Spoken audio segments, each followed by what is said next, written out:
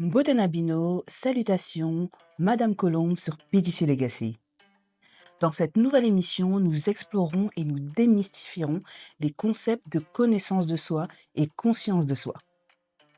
Comment le fait de comprendre vos caractéristiques et comportements peut vous aider à améliorer votre vie professionnelle comme votre vie personnelle. Et bien entendu, je partagerai avec vous 3 outils que vous pourrez utiliser dès à présent. Avant d'entrer dans le vif du sujet, laissons place à l'introduction. Vous êtes sur PTC Legacy, la plateforme média afro-exaltée qui visibilise, célèbre et promeut la pluralité des carrières noires. Comme le dit un célèbre proverbe du continent, la science est le tronc d'un baobab qu'une seule personne ne peut embrasser. Ensemble, embrassons ce baobab en explorant des sujets et réflexions profondes sur les piliers d'héritage, de leadership et d'empouvoirment. Chaque émission est une invitation à découvrir, à grandir et à impacter le monde, une personne à la fois. Nous avons toutes et tous en nous le pouvoir de changer et plus encore. PTC Legacy, là où l'héritage rencontre l'avenir et où l'espoir devient action.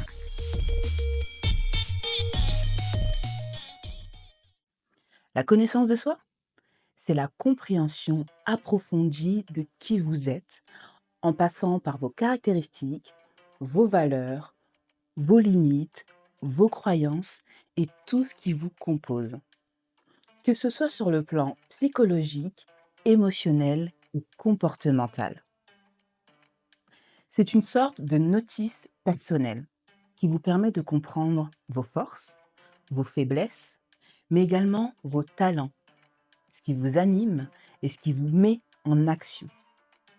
Le fait de mieux vous connaître vous permet de prendre des décisions éclairées, de fixer des objectifs et surtout d'aller là où il est bon pour vous d'être. Là où il est bon pour vous d'être, c'est où vos valeurs sont respectées, vos objectifs sont en adéquation avec qui vous êtes. Je prends un petit peu divers produits. Dans chaque produit que nous utilisons, nous avons une notice d'utilisation qui nous permet de comprendre comment utiliser au mieux cet objet. Dites-vous que pour nous, c'est la même chose. La connaissance de soi nous permet de dire avec autorité qui nous sommes et de nous présenter. Par exemple, lors d'un entretien ou d'une discussion avec des personnes que vous ne connaissez pas, quand on vous demande de vous présenter, la connaissance de soi permet de mettre en avant ses talents, ses forces et ce qui vous fait briller. Je vais prendre un exemple. Savoir que vous êtes introverti ou extraverti vous permet de ne pas vous mettre dans des situations qui vous mettraient mal à l'aise. Je me considère comme ambiverti, c'est-à-dire mi-extraverti, mi-introverti. C'est-à-dire que j'ai des besoins de me retrouver seule, comme j'ai des besoins d'être et de sociabiliser. Dans ce cas, lorsque je suis dans mes moments d'extraversion, je sens et je sais quand je passe le cap où justement ma batterie sociale est pleine et où je dois me retirer. Et ça, comment je le sais? Comment je l'ai appris? Et c'est là où le premier outil arrive, c'est grâce au journaling. Qu'est-ce que le journaling? Le journaling est un outil puissant s'il est bien utilisé. C'est un carnet de notes, c'est les notes que vous allez avoir dans votre téléphone et où vous allez venir noter des situations que vous vivez au quotidien, des situations qui vous ont déclenché émotionnellement. Donc, c'est-à-dire que émotionnellement, vous avez senti une vague qui était assez haute ou à contrario une vague qui était assez basse, de colère, de peur, de tristesse, peu importe. Et après, c'est de comprendre ce qui s'est joué, qu'est-ce qui n'a pas été, qu'est-ce qui vous a mis justement dans cette situation inconfortable pour pouvoir à l'avenir ne pas dupliquer et vous mettre dans une situation de stress. Ce que je préconise, c'est de pouvoir avoir un petit carnet dans votre sac ou aujourd'hui, on est dans la génération où on a tout sur notre téléphone, de pouvoir prendre des notes dans votre téléphone. Ce qui va être important de faire, c'est de pouvoir revenir dessus à froid et de pouvoir comprendre et étudier ce qui vous a manqué pour pouvoir, à l'avenir, combler ce manque. Maintenant, nous allons passer à la conscience de soi.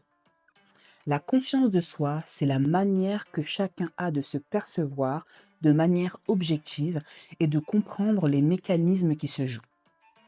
C'est-à-dire de comprendre ses pensées, ses émotions, ses déclencheurs. Mais c'est également une manière de comprendre quel est votre impact quand vous êtes dans telle ou telle situation sur vous-même, mais également sur votre environnement. C'est une prise de conscience interne et externe. Ici, on va parler un peu de relations intrapersonnelles et interpersonnelles. Donc c'est votre interaction avec vous-même, mais également avec les autres.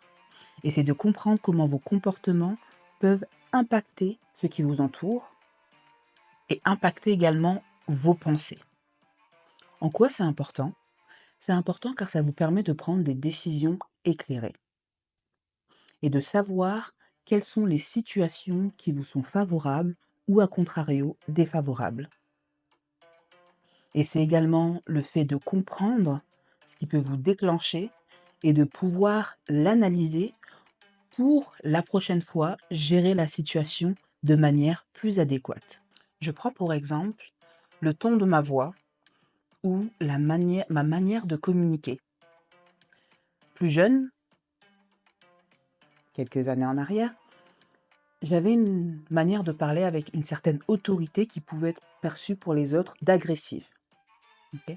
Je ne le voyais pas comme ça. Mais à force de recevoir des retours, je me suis dit d'accord, si je veux que mon message soit entendu, comment je peux faire pour améliorer ma communication? Dans tous les cas, j'avais un objectif qui était clair, c'est que mon message soit entendu.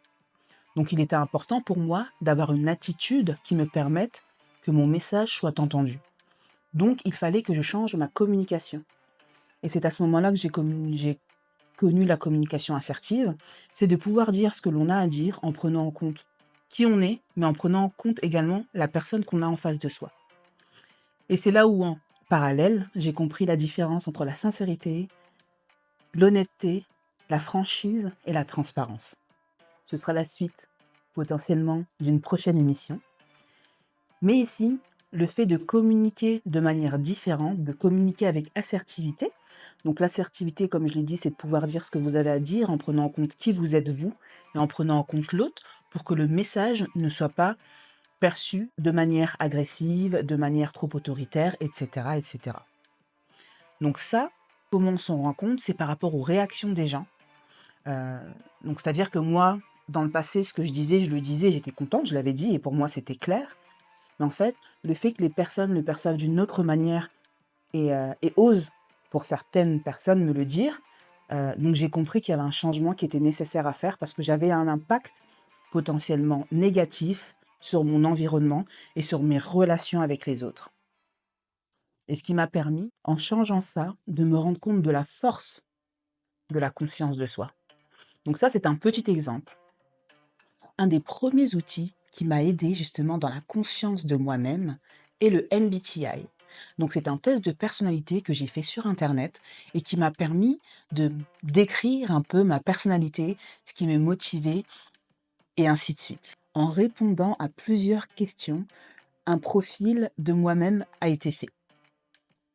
Donc pour information, comme ça, moi je suis ENFP. Si jamais vous avez fait le test ou que vous allez le faire, n'hésitez pas à me dire voilà, quel type de profil vous avez. Je trouve que c'est toujours intéressant. Est-ce que ça vous a appris de faire ce test? En résumé, la connaissance de soi est une introspection, une démarche personnelle pour comprendre qui vous êtes de l'intérieur. La conscience de soi est une démarche active de prise de conscience de qui vous êtes, de vos mécanismes, de ce qui se joue et quel est l'impact que vous allez avoir sur votre environnement, mais également sur vous-même. La conscience de soi est plus orientée vers les relations sociales. Donc dedans, il y a une notion de pensée, d'action, de comportement, d'émotion. Pour évoluer professionnellement, il est crucial de développer votre connaissance de vous-même et votre conscience de vous-même. Pour savoir où vous voulez aller et là où il est bon pour vous d'être, et de comprendre comment vous allez pouvoir vous connecter avec les personnes de votre entourage quand vous serez à la place que vous aurez choisi d'occuper. Le troisième outil que je partage est un des outils qui m'a aidé moi personnellement, c'est la méditation en pleine conscience. Ça m'a permis de stopper mon activité physique à un instant T, de me connecter à l'instant présent et de comprendre un petit peu mes pensées, mes émotions et qu'est-ce qui se jouait. C'était intéressant pour moi de venir m'ancrer avec des respirations et de venir pouvoir, dans cette tempête potentiellement émotionnelle, de venir ramener du calme et de la sérénité. Ce qui m'a permis de pouvoir utiliser ces mêmes mécanismes en entreprise, dans mes relations sociales, de manière beaucoup plus cachée, c'est-à-dire des respirations qui étaient nécessaires. Donc voilà, prendre une longue respiration et une longue expiration quand je sentais que la vague était en haut, au pic, parce que je me suis rendu compte que je ressentais beaucoup de colère à certains égards, parce que mes valeurs n'étaient pas respectées, parce que je n'étais pas écoutée et d'autres choses. En fait, ça m'a permis de me recentrer et de me dire: «OK». Et ça, c'est une phrase que j'aime beaucoup, c'est une citation de Oprah Winfrey: «Si vous avez un objectif et que vous n'arrivez pas à l'atteindre, ne changez pas d'objectif, changez d'attitude». Et c'est ce que je m'efforce de faire aujourd'hui pour moi-même, mais également pour mes clients, et c'est ce en quoi je les accompagne. Pour résumer, les 3 outils que vous pouvez utiliser sont: 1, le journaling, donc notez vos pensées, des situations que vous vivez pour revenir dessus et comprendre ce qui s'est joué. 2, test de personnalité, donc moi, je vous préconise le MBTI, mais il en existe d'autres. Et 3, la méditation et la respiration en pleine conscience pour pouvoir revenir vous ancrer sur l'instant présent et pouvoir comprendre vos pensées et vos émotions. Donc bien entendu, pour pouvoir aller dans ces sujets plus en profondeur, il est important de pouvoir faire appel à une tierce personne. Faire appel à un professionnel est une démarche proactive et vous permet de pouvoir aller plus vite et plus loin là où seul vous mettriez plus de temps. Donc n'hésitez surtout pas, contactez-moi si vous avez besoin qu'on échange sur des objectifs tangibles que vous souhaitez vous fixer et que je vous accompagne sur ce chemin vers la réussite. Je vous mettrai toutes les informations en barre d'infos. Donc moi, je serais ravie également de savoir quels sont les outils que vous utilisez, quels sont les outils que vous avez utilisés, quels sont les livres également que vous utilisez ou que vous avez lus et qui vous ont permis d'avancer. Pensez bien entendu à vous abonner, à partager, à commenter pour démultiplier l'impact. Puisse cette émission vous ouvrir des pistes de réflexion et vous apporter l'impulsion dont vous avez besoin pour paver votre chemin de succès. Pensez à vous abonner, à liker, à commenter et à partager pour démultiplier l'impact. Pour patienter jusqu'à la prochaine émission, je vous donne rendez-vous sur la newsletter Carrière Noire Daily et sur les réseaux sociaux. Je vous mets toutes les informations en barre d'infos.